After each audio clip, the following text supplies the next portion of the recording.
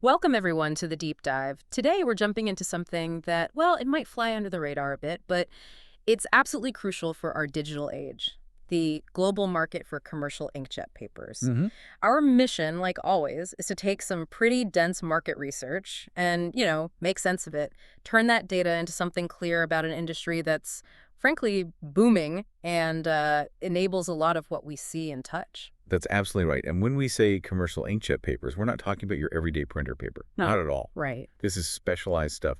Papers engineered with specific coatings, unique fiber structures, things designed for really high-speed industrial printing. Okay. The goal is always better ink absorption, making sure images are super sharp, and that the print itself lasts. Think high-end signage, custom packaging, maybe photo books, even things like pharmaceutical labels where you need absolute precision. And that's what really struck me looking at the research, just how fast this seemingly niche area is growing. It's a huge Yeah. transformation, really. It is. And the drivers behind it are powerful. You've got digital printing just being adopted more and more, right? In commercial printing, publishing, packaging. Exactly. Plus innovations in the actual inkjet tech. And then there's the huge impact of e-commerce and, everyone wanting personalized stuff. That's really adding fuel to the fire. Okay, so let's try and unpack this. Let's look at some of the numbers, but focus on the scale, what it actually means. We're using data from cognitive market research here for the big picture. Yeah, the growth path is pretty remarkable. So globally, the market was worth just over $11 billion back in 2021. Okay, 11 billion. Then by 2025, it jumps to nearly $19 billion. Yeah. But the really eye-popping number is the forecast for 2033. Over $52 billion. Wow.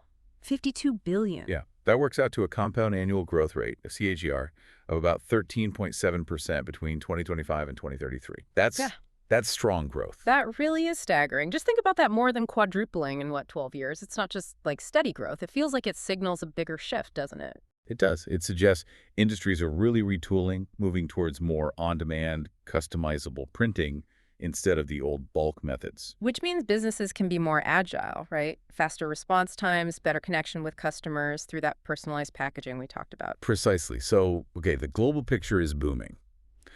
But where is this growth actually concentrated? Let's maybe zoom in a bit, region by region.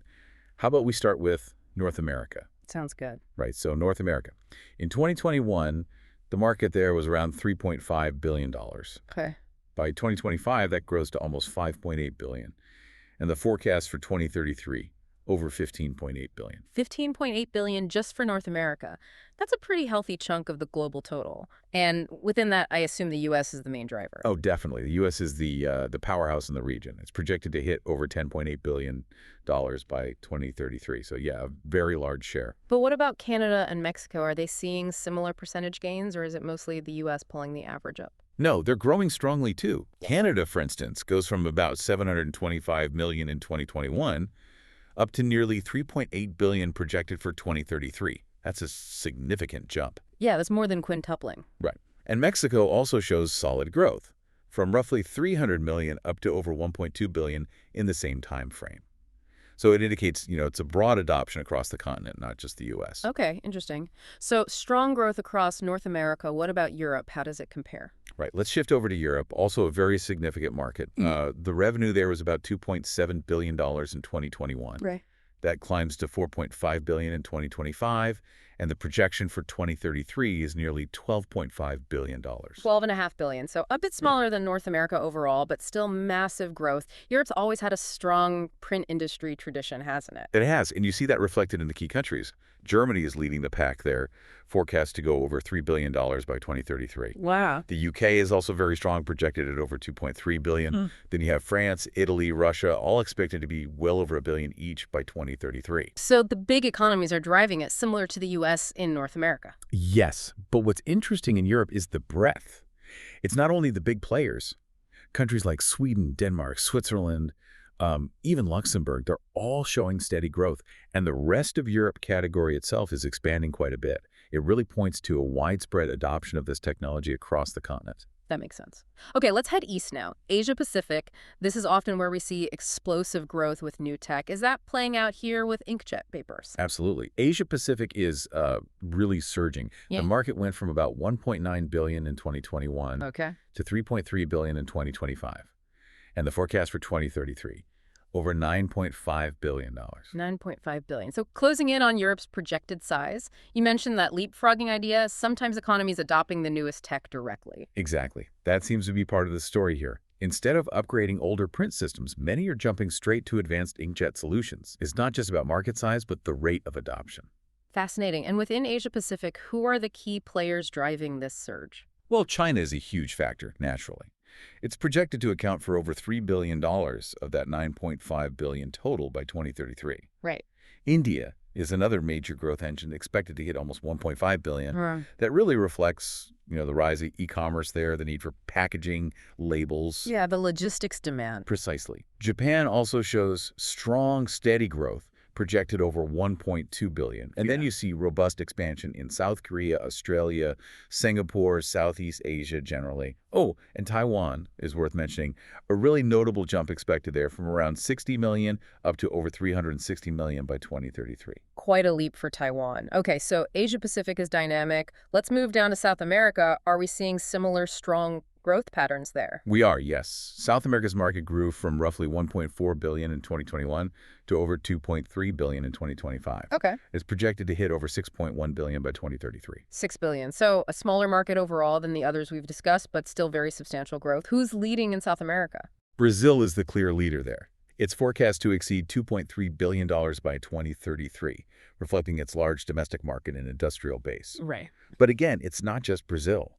We see consistent growth across Argentina, Colombia, Peru, Chile.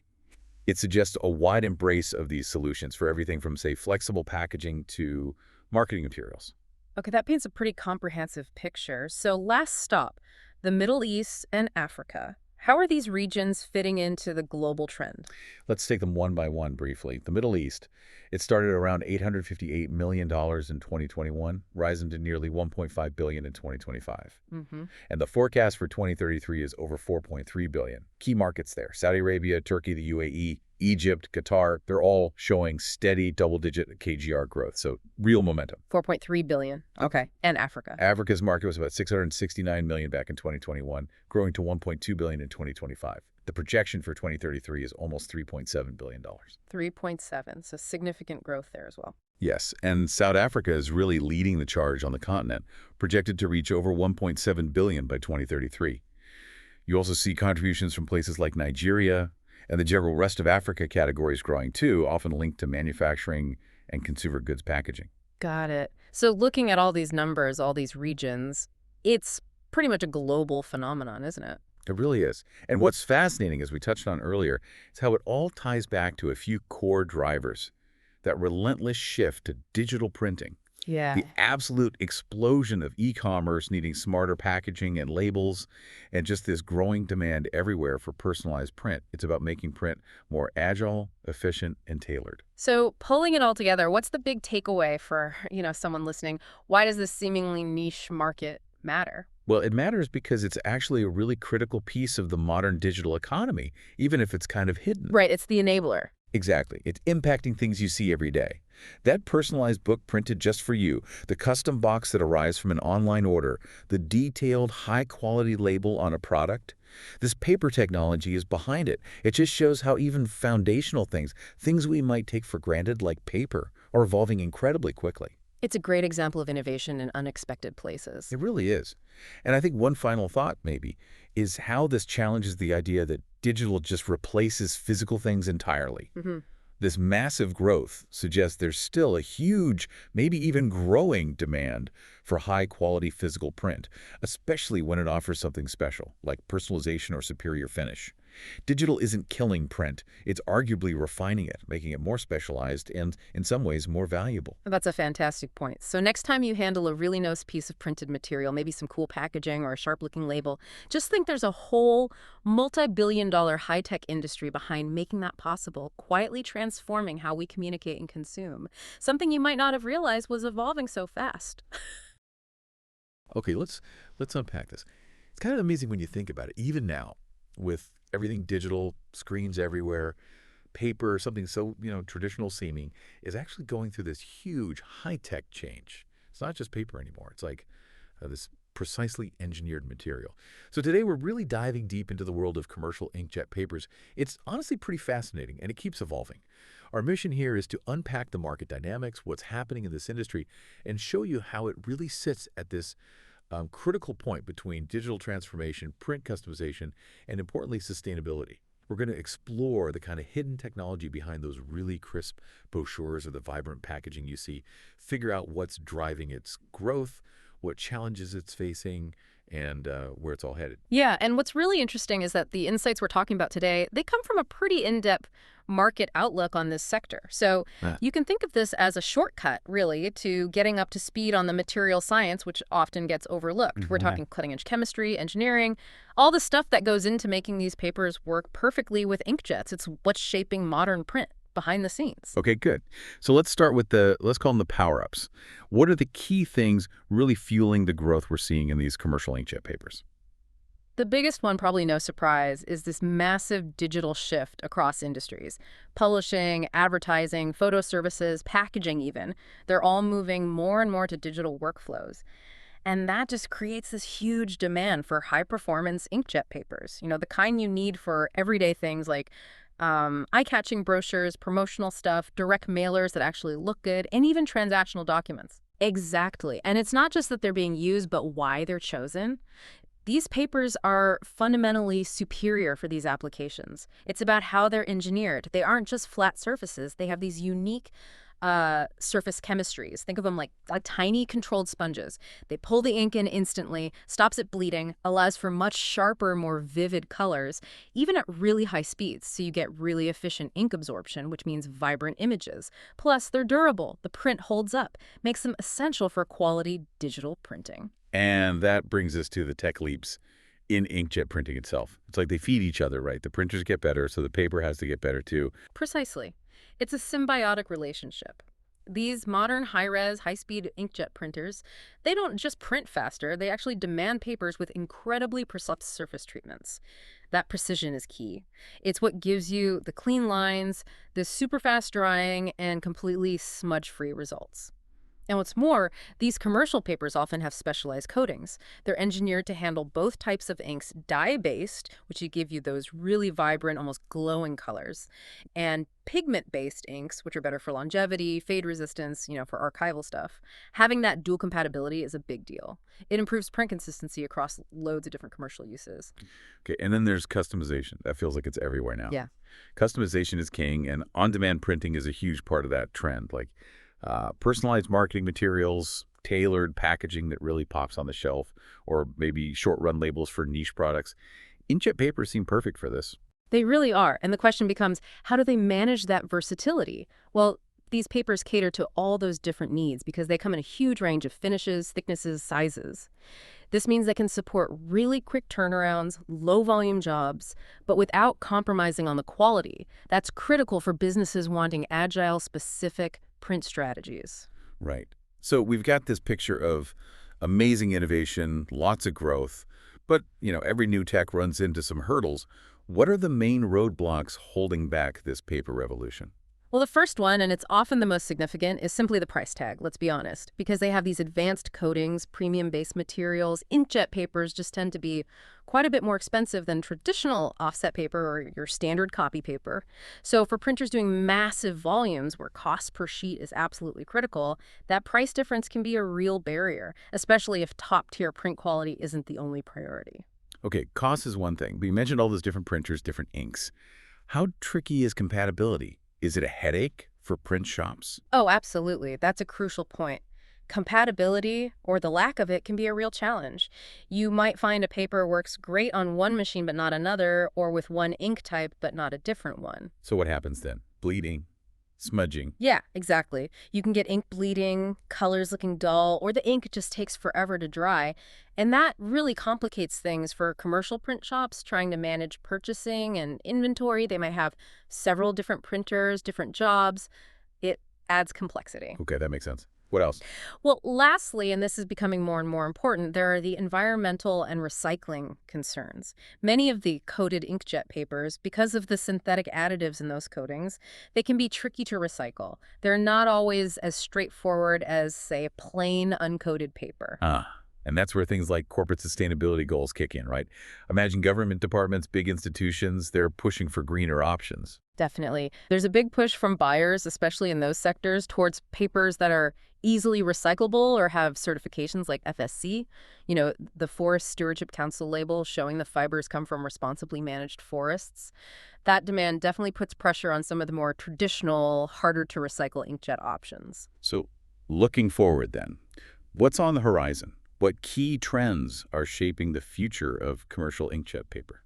I'd say one of the most significant trends is the push for eco-friendly alternative. Manufacturers are really investing heavily here. They're developing recyclable, even biodegradable paper grades, often using things like water-based coatings, responsibly sourced fibers. It's all about meeting that demand from environmentally conscious buyers and also aligning with stricter regulations and green procurement standards globally. But is there a risk these eco options don't perform quite as well? Or are they catching up? That's a fair question. It's the big challenge for the R&D teams, balancing eco-credentials with performance. The goal is absolutely to match or even beat the traditional grades. Early versions maybe had some trade-offs, sure, but the material science we talked about, it's advancing fast. We're seeing eco-friendly options now that are genuinely high-performance choices. That's good to hear. What about other areas? You hear a lot about wide format printing. Yes, absolutely. Wide format and specialty applications are seeing huge growth. We're talking big stuff. Signage, displays. That, but also think beyond that. Imagine really detailed, vibrant photographic prints for art galleries or custom-designed durable wall coverings for hotels or offices. Even things like bespoke interior decor pieces. The paper's ability to handle ink well, its opacity, the finish options, they really shine here. Industries like retail, exhibitions, real estate, they're using these capabilities more and more for visual impact. It pushes what print can do. And kind of related to that, there's this increasing demand for papers compatible with high-speed inkjet presses. As commercial printing gets faster, more automated, you need papers that can keep up. They need to absorb ink incredibly quickly and dry almost instantly. So they're specifically engineered to maintain quality while, minimizing jams and drying delays in these really high throughput environments. Okay, so it's a really dynamic market. Who are the main players then? Who's leading the charge? Well, the market itself is really defined by innovation, agility in operations, and this growing focus on sustainability. The industry leaders, they're constantly working on optimizing their supply chains, controlling material costs, which is always tricky, and crucially, expanding their product portfolios, adding greener options, more specialty papers. So different companies, different strategies, I guess. Exactly. You see a mix. Some focus on digital transformation within their own operations, others heavily on product innovation. There's also M&A activity, geographic expansion, and many are integrating automation, even AI, for quality control to meet the demands of modern printing. And like we've said, sustainability isn't just a buzzword anymore. It's a real strategic differentiator. So big investments in recyclable products, getting those environmental certifications for their supply chains. All right. And could you maybe name a few of the key companies for people listening? Sure. Some of the prominent names you'll see in this market include companies like Nippon Paper, APP, OJI, Nine Dragons Paper, also Fujifilm, Chenming Paper, Store Enso, Sun Paper, Smurfit Kappa, Hokuitsu Kishu Paper, and then you have giants like International Paper, Domtar, Sappi, and Mondi. This Yeah. deep dive, it really shows that the commercial inkjet paper market is this incredibly dynamic space. It's where digital innovation truly meets material science. And sustainability is clearly becoming a huge factor, taking center stage. It's funny, I used to think of paper as just paper. Pretty basic. But this really highlights how high-tech it's become. Absolutely. It's a fascinating intersection, physical and digital worlds converging. And paper is definitely not a relic, far from it. So here's something to think about. As screens seem to take over more and more of our lives, how will this delicate balance play out? We've got the higher cost of these advanced papers, their cutting-edge performance, but also this essential need for environmental responsibility. How will that continue to shape the future of the physical printed things we interact with? And maybe, what unexpected opportunities could this create for businesses, and maybe even for you as a consumer? Definitely something to mull over until our next deep dive.